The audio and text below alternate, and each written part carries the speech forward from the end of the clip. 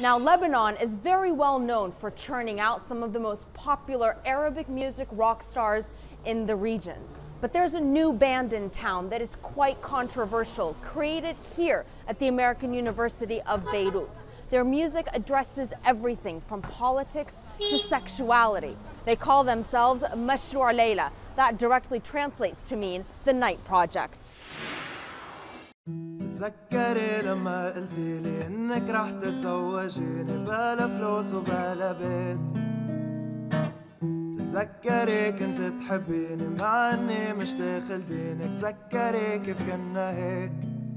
Population who listens to music and the people who produce pop music or music don't really deal with any topics that really relate to real daily issues.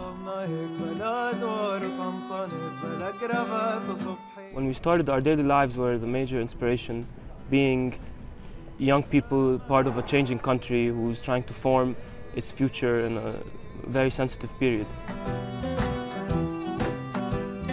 The things we talk about are not, for us, they're not anything very extreme or very unusual. They're really realistic situations that each one of us go through. But for other people, this seems a bit too bold. Our music angered a lot of people for a lot of reasons. When we first started, no one was expecting us to do as well as we've been doing recently. And I think that bothered a lot of people who work for the larger culture industry here that promotes the exact opposite of what we stand for. I guess that we haven't really tried to censor ourselves bothers people because we're rather explicit about the war, sometimes in ways that are disagreeable for a lot of people. We're rather explicit about our sexuality.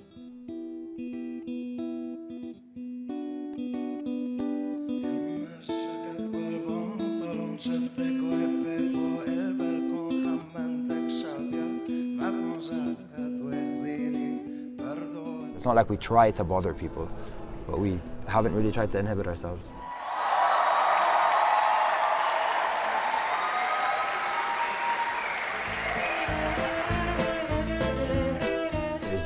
There's sort of a lot of sensationalism that happens around people musicians from the region sort of pushing an uber-oriental image, an uber-orientalist image, if anything. There's a lot more than that in the region. There's a lot of musicians that really try to, do other things with music than sell it to people that don't know what the Middle East is like, that it's not all, camels and dunes and suicide bombers and terrorists and fanatics. Lebanon has more to offer than the commercial music that you hear on the radio.